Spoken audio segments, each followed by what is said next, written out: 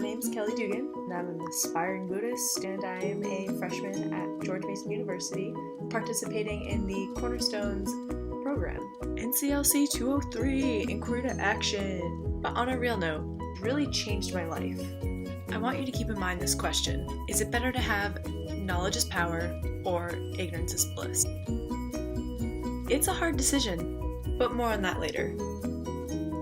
First, let me say that this class furthered 3 Nclc competencies for me: digital literacy, global understanding, and critical thinking. Since this quarter was about digital literacy, I was really able to practice using various sources to gather my information and create a formulated opinion.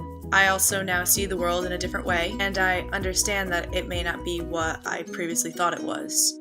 And finally, my critical thinking has really developed. I'm not kidding, I have completely changed the way I think.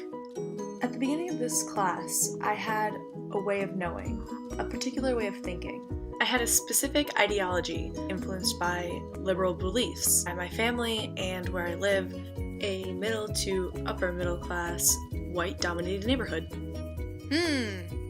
According to Nobel Prize-winning author Daniel Kahneman, System 1 is largely responsible for my ideology. System 1 being responsible for our reactionary thoughts, our quick thoughts, and System 2 being our more elaborate way of thinking, a way to answer questions to System 1. However, System 1 holds all the power. Again, System 1 is responsible for my ideology. Moreover, I previously allowed media to cloud my thinking, my judgment, my analysis.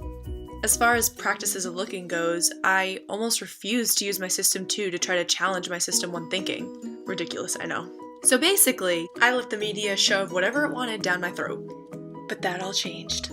Seriously, thank you, Nclc 203.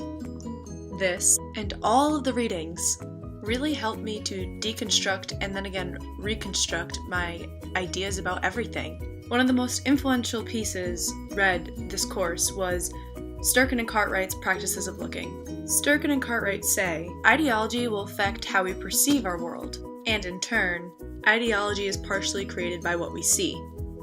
Sturgeon and Cartwright relate this idea to images.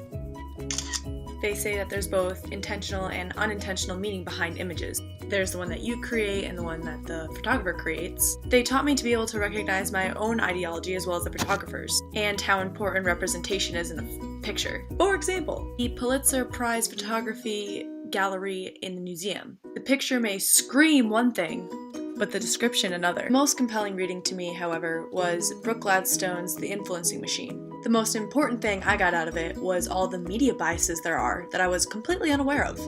Commercial bias, bad news bias, status quo bias, access bias, visual bias, and narrative bias. Oh, and the fairness bias.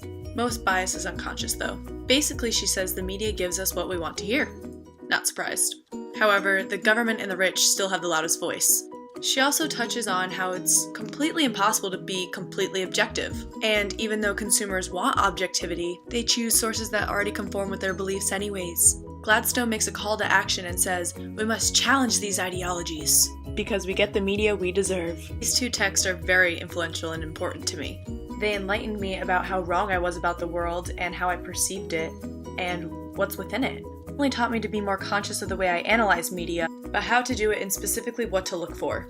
So now, I analyze the media by viewing multiple sources on a topic before solidifying an opinion, though I'm still aware there's a priming effect involved. But luckily, my current way of knowing has shifted from my previous way of knowing. My System 2 was able to change how my System 1 reacts. For example, with all of the media surrounding police brutality.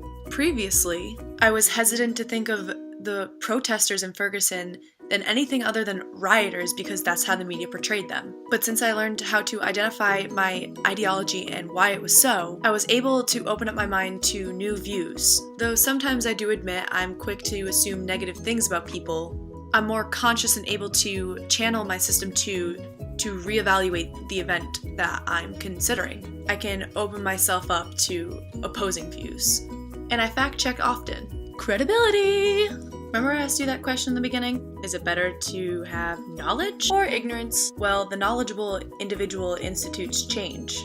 Therefore, it is our duty to inform ourselves, like I and many others have done in this course.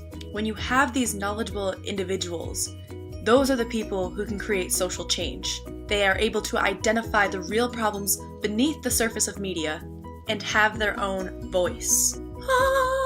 For me, I've always been passionate about community service. In high school, I racked up about 200 hours. And so far as a freshman in college, I've racked up about 50. But I want to get more involved. I want to make a change. Class has given me the tools to do that. I want to get myself involved in more advocacy movements, ones that I should be getting involved in, ones that people have asked me to be involved in. Volunteer work should be sustainable. Because of this class, I actually obtained an internship with Open International, which helps Senegalian kids obtain the education that they deserve. Open has fundraised and built a school and obtained the supplies these kids need to acquire their education.